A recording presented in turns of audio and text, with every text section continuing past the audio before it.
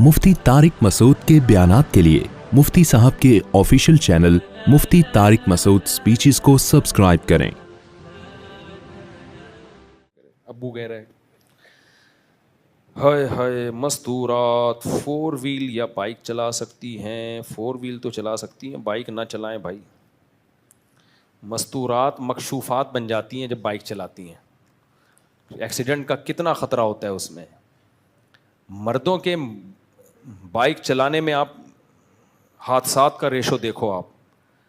मैं एक दफ़ा गया हूँ अब्बासी शहीद हॉस्पिटल, उसके एमरजेंसी वार्ड में। हर थोड़ी देर में कोई सर फटा हुआ आ रहा है, वो जो बाइक से गिरा होता है। आप भी जाके खुद तजुर्बा कर लो।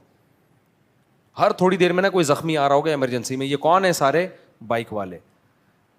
तो ये मर्दों में इतने वाक़यात हैं, कितनी डेथ हो चुकी हैं। जो भी मैंने बहुत बाइक चलाई है, मैंने 125 होंडा और कावासाकी GTO 125 ये 2 बाइकें रखी हैं पहले।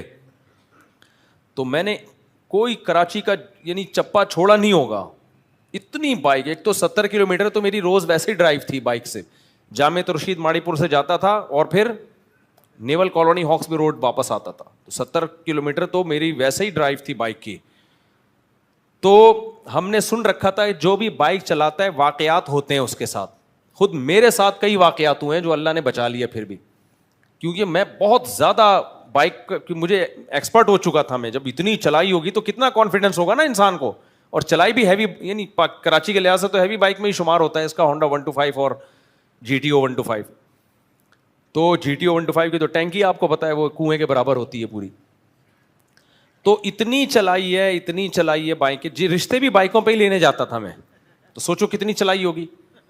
ये तो मैंने 2013 या 12 में आके बाइक को बेच के फिर पहले वो कार ख़रीदी थी, वो FX वगैरह ख़रीदी, फिर तरक्की करते करते वगैरह वगैरह। खैर उसको बेचा, थोड़ा सा उसमें काम करा के महंगे दामों बेच के फिर शेरार्ड ले ली, फिर उसको काम करा के महंगे दामों बेच के, थोड़ा होते होते बड़ी लंबी तारीख है मेरी।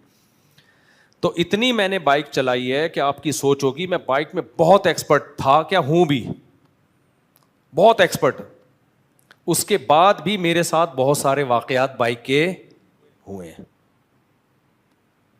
तो मैं तो कभी भी रिकमेंड नहीं करता। ये अल्लाह ने बचाया हुआ है तो मैं मौजूद हूँ।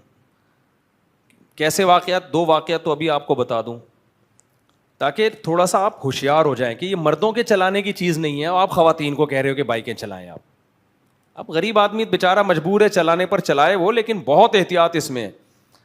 मैं जा रहा हूँ एक दफ़ा, मेरे ये जो अभी बहनों, ये मेरे आरिफ साहब ना, ये जो अक्सर हमारे साथ ऑफिस में आपको नज़र आएंगे, ये भी मेरे साथ बैठे हुए।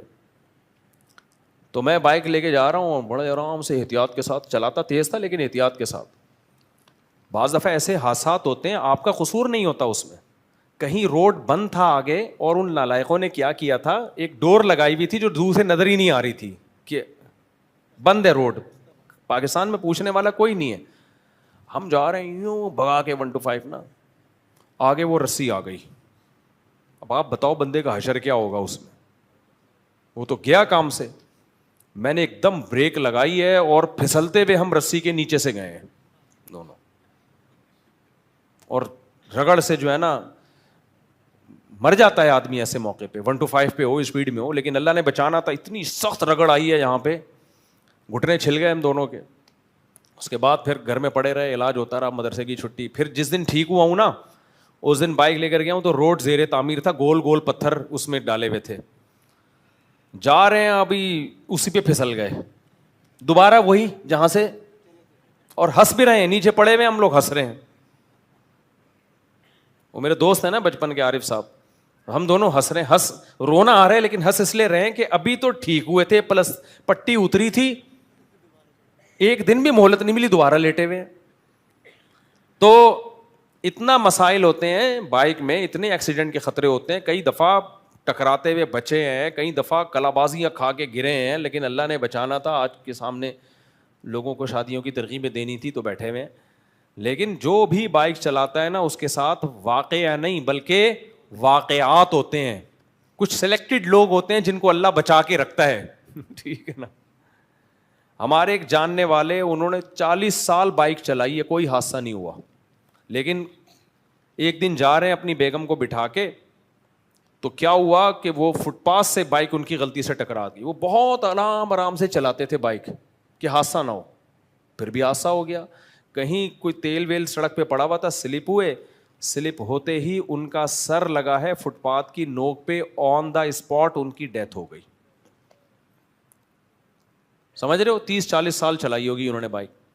تو اس لیے ہم تو مردوں کے بائک چلانے کے لیے قائل. دنیا میں ایسے بائکیں کوئی نہیں چلا رہا ہوتا جیسے ہمارے یہاں چل رہی ہوتی ہیں. دنیا میں اگر چلتی بھی ہے, سعودی عرب میں اور باقی ملکوں میں ہیوی بائکیں ہوتی ہیں, ان کے مخصوص لائسنس ہوتے ہیں, بہت پاورفل قسم کے ہیلمٹ. ہمارے یہاں ہیلمٹ جو مل رہے ہیں نا, اس سے بہتر ہے ناریل الٹا کر کے پہن لیا کرو, وہ زیادہ مضبوط ہے.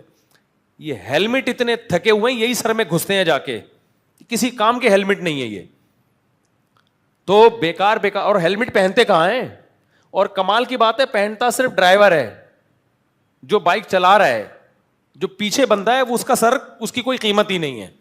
ایک انگریز آیا وہ پاکستان میں نا, جب اس نے دیکھا کہ جو ڈرائیو کر رہا ہے وہ ہیلمٹ پہن رہا ہے, پیچھے بیوی بچے سب بغیر ہیلمٹ کے, اس نے کہا کیا مطلب, صرف اس آدمی کی زندگی. وہ انگریز اعتراض کر رہا تھا کہ صرف اس کا سر قیمتی ہے, باقیوں کے سر کیا ناریل ہیں. وہ میں اپنے الفاظ میں بتا رہا ہوں, ان کا جڑنا کو ضروری نہیں ہے کیا. یعنی وہ حیران ہو رہے تھے, کیونکہ ہم نے جاپان میں, تھائی لینڈ میں, ہر جگہ دیکھا کہ جو بھی بائک پہ بیٹھتا ہے نا, سب کے سر پہ ہیلمٹ ہوتا ہے. عورت بیٹھے گی اس کے سر پہ بھی ہیلمٹ ہوگا, یعنی آپ کی وائف پیچھے بیٹھی اس کے سر پہ بھی ہیلمٹ ہوگا, مرد کے سر پہ بھی ہیلمٹ, سب کے سر پہ ہیلمٹ. کہتے ہیں بھائی گریں گے تو چوٹ تو اس کے بھی لگے گی, اس کے بھی لگے گی, سب کا سر بچانا ضروری ہے. ہم کہتے ہیں نہیں, صرف گھر کے سربراہ کا سر بچانا ضروری ہے, ماتحتوں کا سر وہ کسی کی کام کا نہیں. انہوں نے اتنی ٹینشن دی ہے سربراہ کو, وہ سب کے سر پھٹیں اچھا ہے.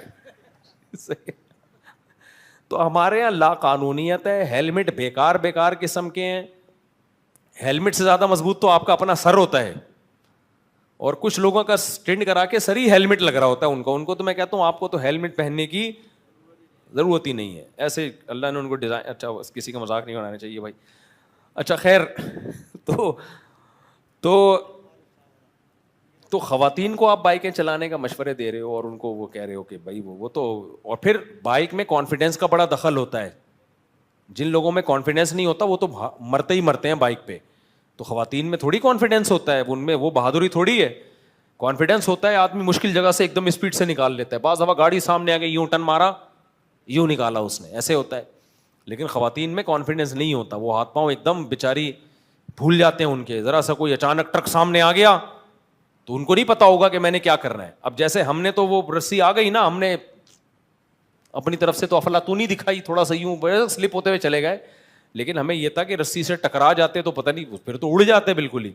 لیکن پھر بعد میں ہمیں پتا چلا کہ وہ رسی بھی 2 اسٹینڈ پہ ٹکائی ہوئی تھی انہوں نے, اس سے ٹکرانے میں اتنا نقصان نہیں تھا جس طرح ہمیں اس سے بچنے میں نقصان ہوا ہے. لیکن اب چلانے والے کو تھوڑی, اس کو تو فوراً فیصلہ کرنا ہوتا ہے. تو خواتین میں کانفیڈینس نہیں ہوتا, وہ گھبرا جاتی ہیں. تو ایسے موقع پہ بھائی وہ ٹرک کے نیچے آنے کا بھی خطرہ ہے, کسی اور بائک سے ٹکرا گئی ہیں, وہ سلپ. پھر یہاں کون تمیز سے رائڈنگ کر رہا ہوتا ہے, سارے اوٹ پٹانگ, کو یہاں سے نکل رہا ہے, ادھر. بائکوں والوں کو ہارن دے کے دیکھو, فاسٹ ٹریک پہ چلا رہا ہوتا ہے, آپ اس کو ہارن دو کہ تو سائڈ پہ ہو جا, الٹا غصے سے آپ کو دیکھنا شروع کر دیتا ہے. تو جب جس ملک میں یہ حالات ہوں اس میں آپ بولو خواتین بائکیں چلائیں, اس کا مطلب آپ جنازے اٹھانا چاہ رہے ہو. تو بالکل اس کو اپریشیٹ نہیں کرنا چاہیے.